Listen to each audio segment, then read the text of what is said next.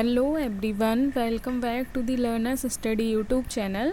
जैसा कि आप लोगों को पता होगा, मैंने अभी मॉडर्न इंडिया की जो हिस्ट्री है उसका सीरीज जो है वो स्टार्ट कर दी है। तो आज की वीडियो में मैं आप लोगों को मॉडर्न हिस्ट्री का आगे का पार्ट स्टार्ट करने जा रही हूँ। अभी लास्ट वाले वीडियो में मैंने आप लोगों को सिर्फ इंट्रोडक्शन दिया था कि मॉडर्न इंडिया में मैं आप लोगों को क्या क्या पढ़ाने वाली हूँ, लेकिन आज के वीडियो से हम लोग अब मॉडर्न इंडिया जो है वो स्टार्ट करने जा रहे हैं। तो आज का जो हमारा पहला टॉपिक होगा वो होगा ब्रिटिश विस्तार, यानी कि जो ब्रिटिश ईस्ट इंडिया कंपनी थी या फिर जो भी यूरोपीय कंपनियां थी, उन्होंने किस तरीके से भारत में अपना विस्तार करना शुरू किया था। आज की वीडियो में हम लोग उसके बारे में बात करेंगे। लास्ट वीडियो में मैंने आप लोगों को दिखाया था कि मॉडर्न इंडिया जो है उसका जो अध्ययन है या फिर उसका जो हम लोग पूरा सिलेबस कवर करेंगे वो हम लोग 3 चरणों में कवर करेंगे। पहला हम लोग 1750 से लेकर 1857 तक कवर करेंगे। दूसरा जो होगा वो 1857 से लेकर 1947 तक, और तीसरा जो होता है वो 1947 से लेकर 1964 यानी कि स्वतंत्रता के बाद कौन कौन सी घटनाएं हुई, तो इस तरीके से हम लोग कवर करेंगे। तो आज हम लोग अपना पहला टॉपिक स्टार्ट करने जा रहे हैं, जो कि है 1750 से लेकर 1857 के बीच। इसमें जो ब्रिटिश ईस्ट इंडिया कंपनी थी उसने किस तरीके से भारत में अपना विस्तार करना शुरू किया। इसके बाद फिर हम लोग बात करेंगे कि उनकी आर्थिक नीतियाँ किस तरीके की थी, उन्होंने कौन कौन सी प्रशासनिक नीतियाँ अपनाई, उन्होंने हमारे जो समाज है उसमें किस तरीके की नीतियाँ अपनाई, और फिर हमारे द्वारा अंग्रेज़ों का जो विद्रोह किया गया, इन सब के बारे में हम लोग इस टाइम पीरियड में पढ़ेंगे। तो आज जो है वो हम लोग हमारा पहला टॉपिक स्टार्ट करने जा रहे हैं, जो कि है ब्रिटिश एक्सपेंशन, यानी कि ब्रिटिश विस्तार, यानी कि जो ब्रिटिश ईस्ट इंडिया कंपनी है उसने भारत में अपना किस तरीके से विस्तार किया। तो आज के वीडियो में हम लोग इसके बारे में ही बात करेंगे। लेकिन इसके पहले अगर आप लोगों ने लास्ट वाला वीडियो नहीं देखा है तो प्लीज़ वो ज़रूर देखिएगा, क्योंकि ये जो पूरी सीरीज़ है वो लाइन से रहेगी। अगर आप लोग लास्ट वाला वीडियो नहीं देखेंगे तो आपको आगे वाला वीडियो समझ में नहीं आएगा, इसलिए प्लीज़ पहले स्टार्टिंग से वीडियोज़ देखना ज़रूर शुरू कर दीजिए। तो बने रहिए हमारे साथ for learn and study with learners study. चलिए अब हम लोग आज के टॉपिक को स्टार्ट कर लेते हैं। तो ब्रिटिश विस्तार में हम लोग क्या क्या चीज़ें देखेंगे, हम लोग अगर इसके बारे में बात करेंगे तो इसमें हम लोग सबसे पहले भारत की राजनीतिक दशा इस टाइम पीरियड में, यानी कि 18वीं शताब्दी जो है, इसमें भारत की राजनीतिक दशा किस तरीके की थी, हम लोग इसके बारे में बात करेंगे। इस टाइम अंग्रेज़ों ने भारत में अपना साम्राज्य का विस्तार करने के लिए कौन कौन से प्रमुख युद्ध लड़े, जैसे कि इसमें कर्नाटक युद्ध है, बंगाल विजय में हम लोग 2 तरीके की चीज़ें देखेंगे, एक तो प्लासी का युद्ध और दूसरा बक्सर का युद्ध, क्योंकि ये जो दोनों युद्ध हैं इनसे ही ब्रिटिश ईस्ट इंडिया कंपनी जो है वो भारत में एक राजनीतिक शक्ति के रूप में स्थापित हो गई थी। तो हम लोग इसके बारे में बात करेंगे। फिर मैसूर के साथ उनके जो युद्ध हुए, मैसूर पर उन्होंने किस तरीके से विजय प्राप्त की। इसके बाद फिर मराठों से उनके जो युद्ध हुए, इन सब के बारे में हम लोग बात करेंगे। उसके बाद फिर हम लोग प्रमुख ब्रिटिश गवर्नर के बारे में बात करेंगे जिन्होंने भारत में ब्रिटिश ईस्ट इंडिया कंपनी के विस्तार में प्रमुख भूमिका निभाई, तो हम लोग उनके बारे में भी बात करेंगे। तो आज हम लोग सबसे पहले भारत की राजनीतिक दशा के बारे में बात कर लेते हैं। इसमें और एक और चीज़ हम लोग बात करेंगे अभी सबसे पहले, वो है 18वीं शताब्दी में भारतीय राज्य कौन कौन से थे। हालांकि मैंने लास्ट वीडियो में भी आप लोगों को एक ओवरव्यू दे दिया था कि इस टाइम पर हमें कौन कौन से प्रमुख राज्य देखने को मिले थे। तो इसमें अगर हम लोग बात करें, मुगल जो हैं वो 1707 तक हमें एक प्रमुख शक्ति के रूप में देखने को मिलते थे और पूरे भारत पर मुगलों का शासन हुआ करता था। लेकिन 1707 के बाद हम लोग देखते हैं कि मुगलों का जो है पतन होना स्टार्ट हो जाता है, और इस वजह से कई जो छोटे छोटे क्षेत्रीय राज्य हैं उनका उदय होना शुरू होने लगता है। तो इस तरीके से पूरा जो भारत है वो कई छोटे छोटे राज्यों में विभाजित हो जाता है मुगलों के पतन होने के साथ साथ। तो इसमें अगर हम लोग बात करें कौन कौन से प्रमुख राज्य हुआ करते थे, तो इसमें अवध का राज्य, बंगाल का राज्य, रोहिलखंड, फर्रुखाबाद में अफ़गानों का राज्य हमें देखने को मिलता है। दिल्ली से आगरा वाला जो एरिया था वहाँ पर हमें जाटों का राज्य देखने को मिलता है।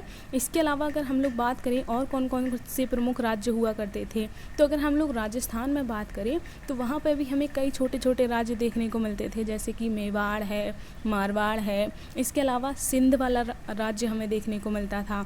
इसके अलावा पंजाब जो है वहाँ पे हमें लंबे टाइम तक राजनीतिक अस्थिरता देखने को मिलती है। उसके बाद फिर रणजीत सिंह जो है उनका हमें वहाँ पर शासन देखने को मिलता है, और रणजीत सिंह के टाइम पीरियड में ही पंजाब जो है वो एक प्रमुख शक्ति के रूप में उभर कर सामने आता है। तो हम लोग इसके बारे में भी बात करेंगे। इसके अलावा हम लोग जो बात करेंगे वो गुजरात, महाराष्ट्र, उत्तरी कर्नाटक और मध्य प्रदेश के एक बड़े भूभाग मराठा का जो नियंत्रण देखने को मिलता था, यानी कि इस टाइम मराठा जो है वो एक प्रमुख राजनीतिक शक्ति हुआ करते थे और अंग्रेज़ों के काफ़ी बड़े प्रतिद्वंदी भी रहे हैं। इसीलिए अंग्रेज़ों और मराठाओं के बीच में हमें 4 युद्ध देखने को मिले हैं। तो उनके बारे में भी हम लोग आगे के वीडियोज़ में डिस्कस करेंगे। बाद में हमें निज़ाम का शासन देखने को मिलता है। इसके अलावा हमें कर्नाटक का राज्य और मैसूर का राज्य, तो ये जो प्रमुख राज्य हैं वो हमें 18वीं सदी में जब मुग़लों का पतन होने लगता है तो उसके बाद पूरे भारत में ये जो छोटे छोटे राज्य हैं वो अलग अलग एरिया में दिखाई देने लगते हैं। इसके अलावा आप लोग यहाँ पर मैप पर भी देख सकते हैं, जैसा कि मैंने आप लोगों को ये लास्ट वाले वीडियो में भी दिखाया था। ये हमें बंगाल देखने को मिल रहा है, यहाँ पर हैदराबाद है, हैदराबाद में हमें निज़ाम का शासन देखने को मिलता है। ये मैसूर है, मैसूर में हमें हैदर अली और टीपू सुल्तान का शासन देखने को मिलेगा। इसी तरीके से ये वाला जो एरिया है वो मराठाओं का है। ये सिंध देखने को मिल रहा है। इसी तरीके से अगर हम लोग बात करें ये अवध है, यहाँ पर हमें सिख देखने को मिलता है और ये अफ़गानिस्तान है। तो इन सब के बारे में एक एक करके हम लोग आगे के वीडियोस में डिस्कस करेंगे। अभी के जो स्टार्टिंग के वीडियो हैं ये मैं आप लोगों को सिर्फ बता रही हूँ कि हम लोग क्या क्या पढ़ेंगे, तो इसीलिए आप लोगों के लिए एक जो है पहले एक फ्रेमवर्क रेडी होना चाहिए कि हम लोग जो है वो मॉडर्न इंडिया किस तरीके से डिस्कस करेंगे। तो अभी तो मैं सिर्फ आप लोगों को राज्य बता रही हूँ कि इस टाइम यानी कि 18वीं शताब्दी में भारत जो है वो हमें किस तरीके का देखने को मिलता था। तो इनके बारे में हम लोग फिर आगे डिटेल में भी डिस्कशन करेंगे। तो ऐसा नहीं है कि मैं सिर्फ आप लोगों को नाम ही बता रही हूँ। ब्रिटिश एक्सपेंशन हमने अभी स्टार्ट किया है। आगे के वीडियो में हम लोग एक एक राज्य करके देखेंगे कि अंग्रेज़ों ने किस तरीके से पहले बंगाल पर विजय प्राप्त की, फिर किस तरीके से उन्होंने पूरे भारत में जो है वो अपना शासन जो है वो स्थापित किया, उसके बारे में हम लोग डिटेल में देखेंगे। इसके अलावा अगर हम लोग आगे बात करें कि भारत में यानी कि 18वीं शताब्दी में भारत की राजनीतिक दशा किस तरीके की देखने को मिलती, तो सबसे बड़ी बात तो यही है कि 1707 में मुग़लों का पतन होने लगा था और कई छोटे छोटे क्षेत्रीय राज्यों का उदय होने लगा था।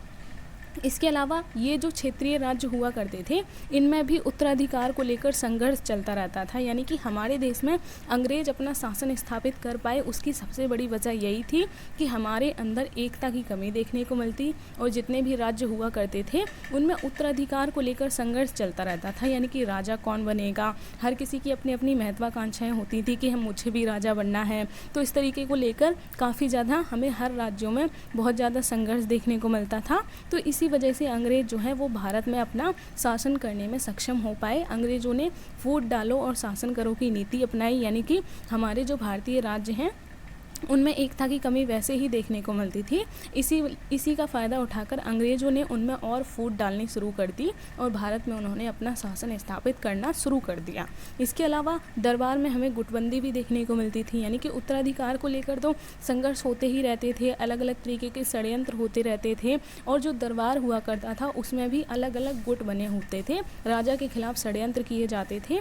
तो यही सारी चीज़ें जो हैं जिनकी वजह से अंग्रेज़ जो हैं वो हमारे देश में अपना साम्राज्य स्थापित करने में सक्षम हो पाए, वरना अंग्रेज़ों की ऐसी कोई मंशा नहीं थी। अंग्रेज़ तो सिर्फ यहाँ पर व्यापार करने के लिए आए थे, लेकिन हमारे देश में जो ये सारी दशाएं देखने को मिल रही थी इसी वजह से उनकी जो है महत्वाकांक्षाएं बढ़ने लगी और उन्होंने भारत में शासन करने के बारे में विचार करना शुरू कर दिया।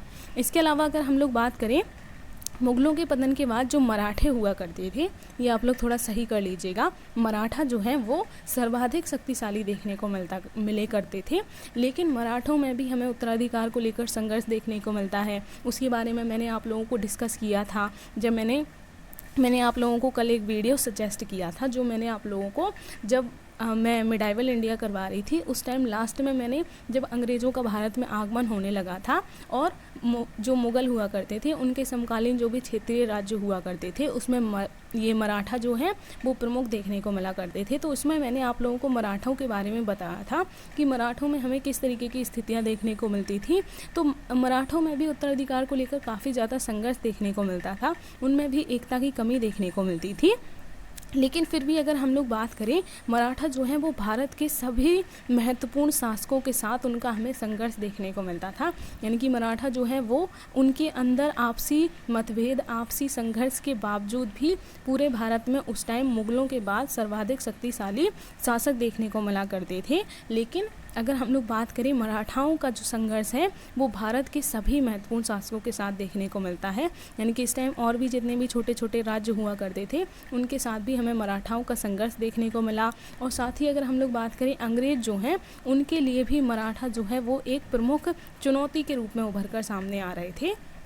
तो ये सारी चीज़ें जो है वो आप लोग यहाँ पर देख सकते हैं। इसके अलावा और हम लोग आगे बात करें कि किस तरीके की हमें राजनीतिक दशा देखने को मिलती है, तो ये सारी चीज़ें तो चल ही रही थी। मुग़लों का पतन होने के बाद भारत जो है वो विभाजित होता जा रहा था छोटे छोटे टुकड़ों में, लेकिन इसी टाइम पे अंग्रेज़ भी भारत में आ रहे थे। इसके अलावा और भी कई सारे आक्रमण भारत में देखने को मिल रहे थे, जैसे कि अगर हम लोग बात करें, उत्तर पश्चिम की तरफ से नादिर शाह का आक्रमण देखने को मिला था जो कि 1759 में हुआ था। अहमद शाह अब्दाली का आक्रमण देखने को मिला था जो कि 1748 से 1767 के बीच में देखने को मिला था। तो इन सब आक्रमणों के कारण उत्तर पश्चिम और उत्तर भारत में राजनीतिक अस्थिरता की स्थिति देखने को मिल रही थी। यानी कि अगर हम लोग बात करें, एक तरफ तो भारत खुद ही इतने छोटे छोटे टुकड़ों में विभाजित होता जा रहा था, कोई एक प्रमुख ऐसी शक्ति नहीं थी जो पूरे भारत को जोड़ के रख सके। सारा भारत जो है वो छोटे छोटे टुकड़ों में बंटता जा रहा था। ऊपर से अंग्रेज़ भी आ चुके थे हमारे देश में, उनकी महत्वाकांक्षाएं बढ़ती जा रही थी। और तीसरी जो चीज़ थी वो ये युद्ध आक्रमण थे, यानी कि नादिर शाह और अहमद शाह अब्दाली के आक्रमणों ने और ज़्यादा राजनीतिक अस्थिरता की स्थिति पैदा कर दी थी। इसके अलावा यूरोपीय कंपनियों की महत्वाकांक्षाएं बढ़ती जा रही थी। यानी कि जितनी भी यूरोपीय कंपनियां थीं, चाहे वो फ्रेंच हो, पुर्तगाली हो, डच हो या फिर ब्रिटिश ईस्ट इंडिया कंपनी हो, सब जो है वो अब भारत में अपना साम्राज्य स्थापित करना चाहते थे। भारत के ज़्यादा से ज़्यादा भूभाग पर अपना नियंत्रण स्थापित करना चाह रहे थे। इसके अलावा भारतीय शासकों की भी महत्वाकांक्षाएँ थीं, राजनीतिक एकता की कमी थी, पिछड़ा सैन्य संगठन था। तो ये सारी चीज़ें जो है वो हमें देखने को मिलती हैं। यानी कि जैसा कि मैंने अभी बताया, जितने भी भारतीय राज्य थे उनमें भी उत्तराधिकार को लेकर संघर्ष होता रहता था।